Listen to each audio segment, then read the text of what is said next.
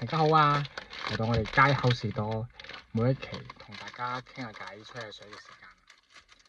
上個星期咧就有啲忙啦，咁樣咧呢啲視頻錄製咧，可能其實對於我嚟講就有少少耗費時間啦。但係繼續可以，其實我都繼續想分享俾大家一樣嘢，就係我而家嘅童年。今個星期咧喺超市咧發現咗我細細個其中一個好中意零食就係咪咪。你知唔知？你哋有冇食過呢啲啊？我今次先發現咧，原來咧佢係馬來西亞噶喎。我以前一直冇留意呢樣嘢喎。原來呢個食品係馬來西亞。我哋食嘅所有嘅咪咪可能都係進口嘅。唔怪得，即係有時有，有時冇得，有時有啲賣，有時冇得賣啦。唔知你有冇食過啦？其實講起我哋細個零食咧，我仲係好多嘅。喺我哋佛山咧，我記得仲有咩啊？係筷子糖，係一條條筷子嗰啲咁嘅糖嚟嘅，長形嘅。然之後，我記得好似1分2分錢，勁平啊嗰陣筷子糖啦。跟住食完咧，仲要食下食下，食到尖尖嗰陣咧，有個尖嘴嘅，我嚟吉條脷嘅，吉人嘅，又可以玩又可以食，又平。你哋有冇食過啊？另外我咧仲有嗰個叫做嗰個叫咩啊？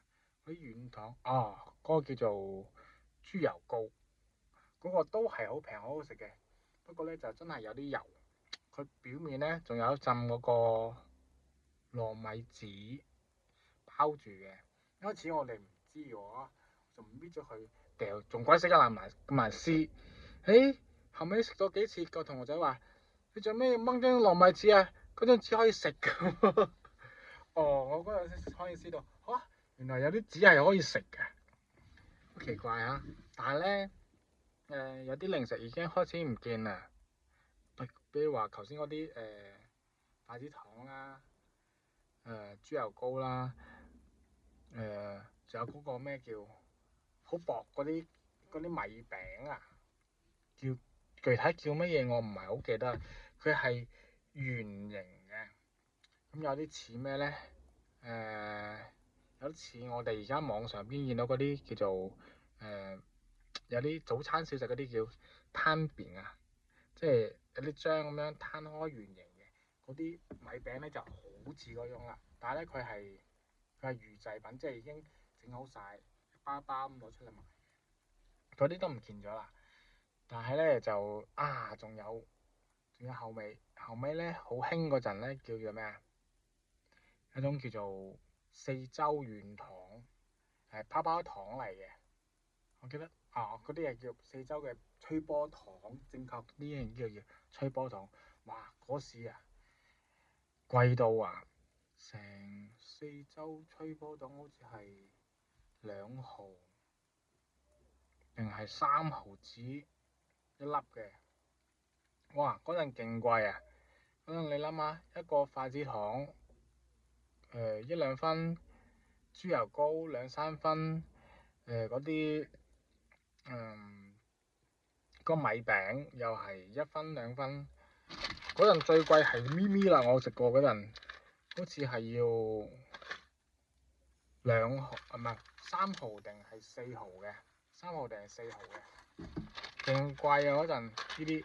唔係咪咪好似冇咁貴，1蚊幾包，1蚊好似2包定3包，反正好平下啫。但係嗰啲人嗰個四洲吹波糖就勁貴啦。嗰陣係我記得賣廣告添嘅，嗰啲係四洲吹波糖。佢食起身咧特別柔軟嘅，然之後吹嗰啲波波咧，可以吹到好大好大嘅。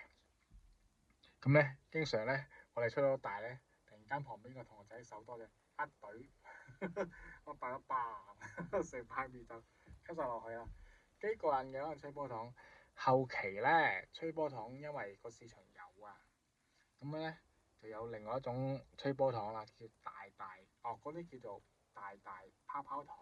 而家仲有嘅，我記得而家仲有嘅，但係冇咗過去嗰啲長方形啦，大概咁長度啦，咁長方形度啦。然之後咧有香草味、草莓味，有橙味。我記得好似就得兩種味啫。我哋細個嗰陣，但係咧到後期就越嚟越多啦。咁吹波糖食完之後，跟住仲有嗰啲澎湃食品，就係後尾開始就有嗰個蝦片，又係幾毫子一包嘅。其實一開始都幾貴㗎，我哋一開始一個人可能如果日日食就食唔掂嘅，邊有咁多錢嚟食啊嗰陣？咁咧就如果係幾個同學仔嘅話咧，就今個星期可能大家都有，你有2蚊，我有3蚊，佢有2個半，咁夾埋一齊食。你食完啦，食我啲，或者就係今次夾分，咁咧一齊食咯。其實幾過癮㗎嗰陣，放咗學之後，翻屋企路上經過啲士多仔咧，一放學咧就水泄不通㗎啦。唔似而家而家啲小朋友放學車接車送，零食、水果、牛奶各樣邊喺車上邊就準備，父母已經準備好晒啦。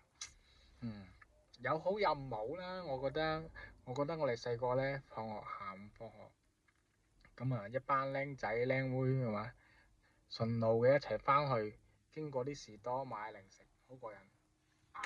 仲有到後尾士多開始旺起身嘅時候咧，開始有汽水。你哋覺得而家啲汽水就係可口可樂百事各種咩元氣森林各種嘅汽水嗬。我嚟佛山嗰陣時最興係咩？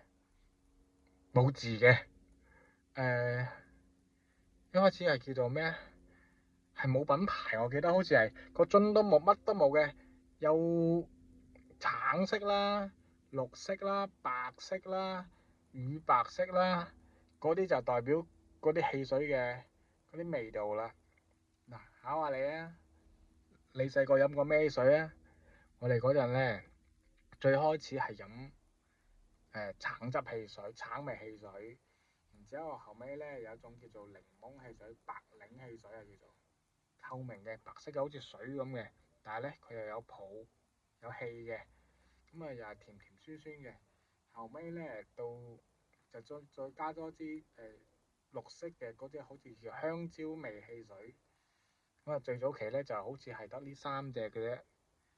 大橙，我哋通常叫做大橙、香蕉、白檸，好似係啦。最開始係呢3種啫，到後期有各種嘅咩沙士鮮樽後邊先至有可口可樂可口可樂就係好早期嘅即入嚟嘅國外品牌，我感覺哇嗰陣可口可樂勁貴，我哋買支大橙5毫，買支白檸5毫，買支鮮樽好似7毫定8毫，買支可口可樂1蚊咯，一支頂2支喎。但係好奇怪一樣嘢你到而家2026年，你再睇下喺街邊士多，你再買一支可口可樂幾錢？我哋應該係90年代開始到而家30幾年，一支可口可樂嘅成本到而家佢嘅市場零售價，一支玻璃樽我計一支玻璃樽最普通嗰隻你諗下升唔到幾多喎，係咪好奇怪啊？所以其實我覺得而家開始扮我哋80年代嘅回憶殺，都 OK 嘅，因為我哋呢代人幾多故事可以講嘅，經歷咗中國嘅從開始嘅改革開放啦，經濟放開啦，騰飛啦，各種各樣嘅工業文化百花齊放有今時今日咁美好嘅一個國家。但係咧，俾我而家最印象深刻嘅咧，就係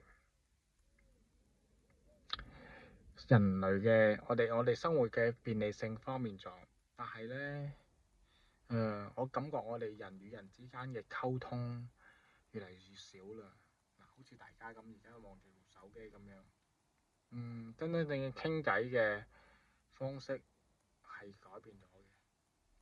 咁所以我有時諗下，同我個 partner，佢其實喺後邊咧都做咗好多嘅搜集資料工作嘅。咁因為有啲資料咧，佢需要好多時間去收集啊、整理啊，所以呢一期我哋就先講講呢一個話題。下一期，我相信佢準備好資料嘅話咧，我哋有啲威水史可以同佢哋分享下。係屬於我同埋我嘅 partner，一啲威水史嘅分享啦。好啦，咁今期咧我就講講，因為係有感而發啦，我突然間發現咗原來我哋嘅咪咪就唔係中國生產嘅，嚇咗我一跳，所以我有感而發就發咗呢段視頻。好啦，咁希望大家咧，如果都係比較有諗法啦，或者有其他嘅好嘅話題點咧，我哋都可以分享下一齊講下㗎。好，咁今期就先講到咁多，下期見，拜拜。